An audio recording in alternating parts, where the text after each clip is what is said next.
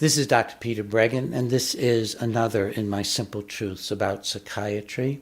And the subject today is that psychiatric drugs are much, much more dangerous than you've ever been led to believe by the doctors who are prescribing them.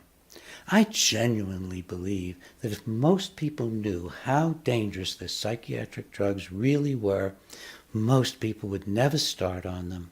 And I also believe that if most prescribers had even the faintest idea how dangerous they were, they'd stop prescribing them. Well, how is it that so many people can be ignorant about psychiatric drugs? Well, the truth is because they're all getting their information from the drug companies. I mean, when was the last time you saw a car company leap up to tell people way in advance that they'd had some deaths on the road from their bad brakes? When was the last time the car companies went mea culpa and said, yes, our accelerators are sticking and running people down?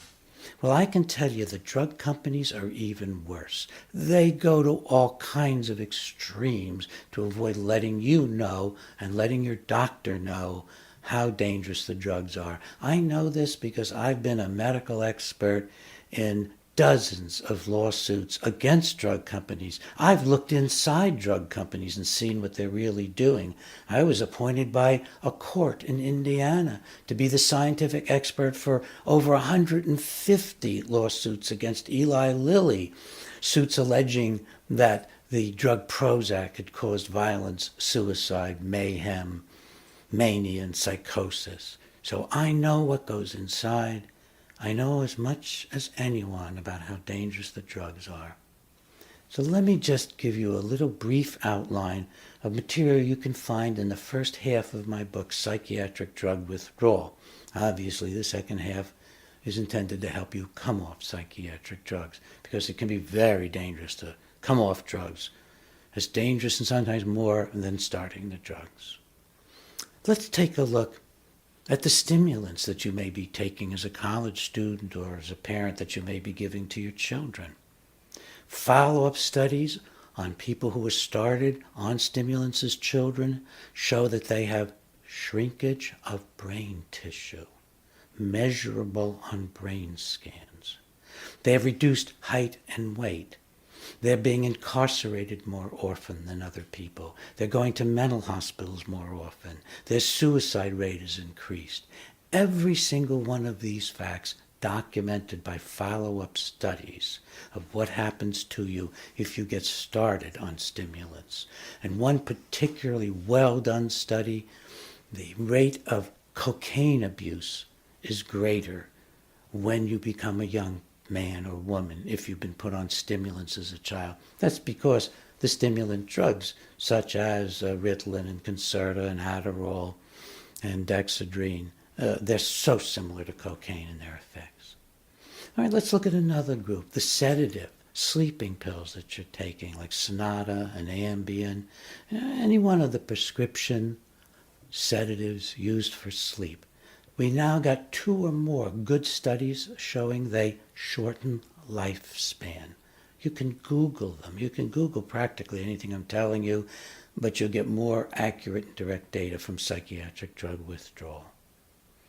Now, what about the benzodiazepines, the tranquilizers like Xanax and Valium and Ativan and Klonopin?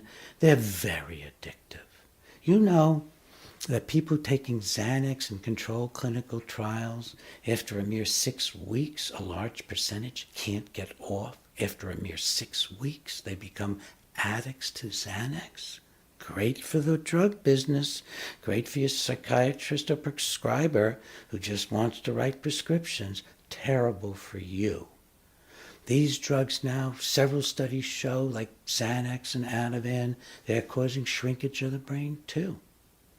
Coming off them can be an absolute horror story. It can be harder to get off those drugs than to get off opiates.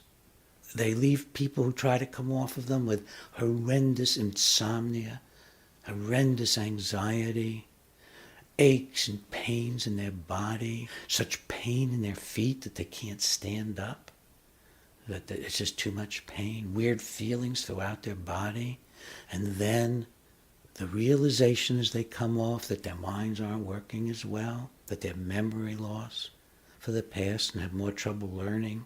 Now, I know this is hard. It's hard for me to even talk about it, but it's really time to face up to just how dangerous these drugs are.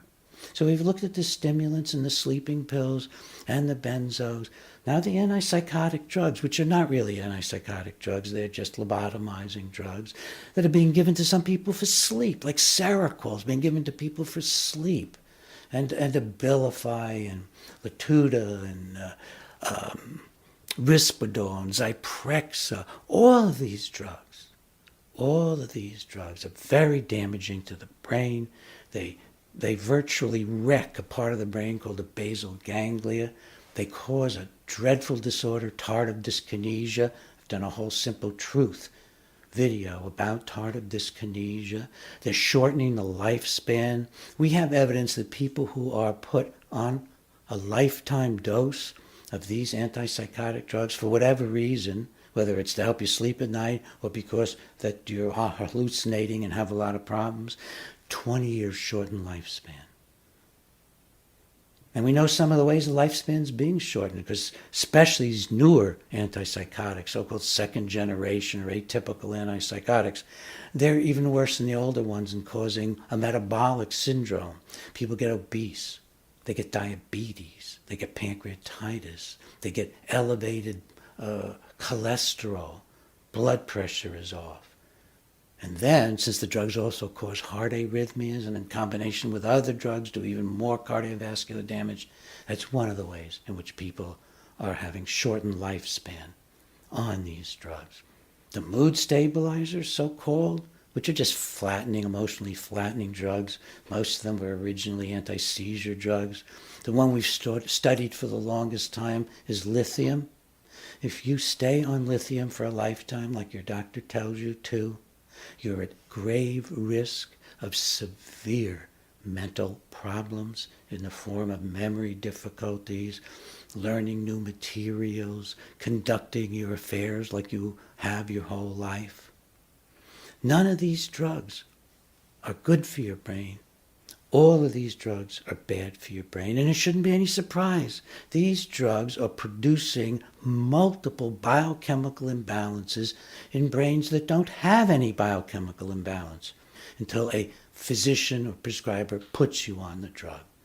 Now, please don't just stop taking your drugs, because the ultimate tragedy is that coming off of them can be catastrophic. People can get suicidal, they can get violent.